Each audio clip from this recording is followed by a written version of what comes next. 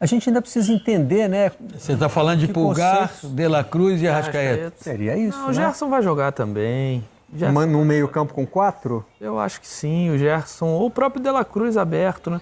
Eu ainda não dei nenhuma declaração em relação ao De La Cruz, né? Mas é um jogadoraço, é um jogador que te dá várias possibilidades. É isso também. A gente buscar um jogador com características parecidas, e aqui eu não estou comparando parte técnica, mas sim o que o jogador pode te proporcionar em condições táticas de um jogo.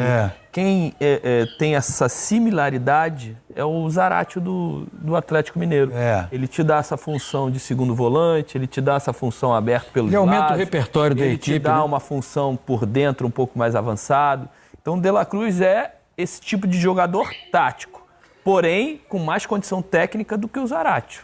A minha pergunta sobre leve, baixinho, leve, tá sempre com a perninha, né? Com mais presença dentro da área. Aquela alegria nas pernas, correndo para tudo quanto é lado, ele te encaixa, ele faz você encaixar um time com facilidade. A minha pergunta sobre o meio-campo estrangeiro é porque é um meio-campo de selecionáveis. Sim. E nós estamos em ano de mais eliminatórias e de Copa América. Agora, você traz aí com a sua pergunta uma questão muito interessante, né? Porque você, como acabou de observar, vai ter... Vamos começar por Copa América, as eliminatórias voltam em setembro. 8 rodadas? São 8 rodadas.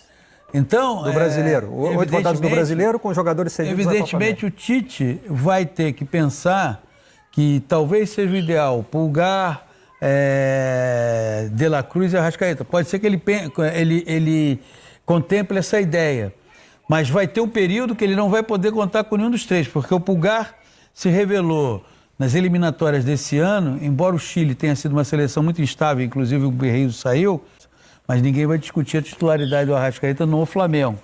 Então, ele ganha, como observou o Roger, o Tite, né, para poder trabalhar, um jogador que dá um repertório muito amplo, né, de opções, de qualidade de jogo, mas vai ter um período que ele não vai poder contar com nenhum dos três ao mesmo tempo. Mas eu acho que isso não vai pautar ele escolher o time dele titular. Não posso botar os três aqui e encaixar esse time que eu vou perder. Já teve do outro lado do balcão, então ele sabe como é que funciona esse negócio, vai impactar, né? Porque... Mas então, será que o planejamento do trabalho do Tite não está passando por tudo isso aí? Até na forma de montar o time? Também. Tipo assim, olha... O meu time não pode ter o meio-campo consolidado com 3 jogadores internacionais, porque eles vão ser convocados e de uma hora para outra eu vou perder. Não precisa ter outro meio-campo pronto ali. Eu acho que isso não vai ser o problema, não. Se ele achar que esses serão os 3 titulares, ele vai jogar independentemente dessa preocupação de serem convocados ou não. Só que eu acho que ele tem outras opções importantes. Ele tem o Gerson, que é um jogadoraço que pode também estar sendo convocado para a seleção brasileira. Pode. E aí ele tem Luiz Araújo, ele tem Everton Cebolinha e Bruno Henrique, que são jogadores que fazem os lados do campo. E aí, automaticamente, se ele usar 2 desses 3, ele tem que tirar um dos 4 de meio campo, só usar 3. E tem mais 2 centroavantes também, que pode usar o Pedro de centroavante, o Gabriel um pouco mais atrás. Cara, uma variedade de opções. A questão básica, sabe qual é? O Flamengo qualifica ainda mais o seu elenco. Mas a minha dúvida é se esse elenco vai servir para formar um time com um jeito fixo de jogar ou se também pode variar, vai fazer parte do trabalho do Tite a variação, né? Eu entendo que para o Tite foi um belíssimo presente de Natal, para a torcida do Flamengo, evidentemente.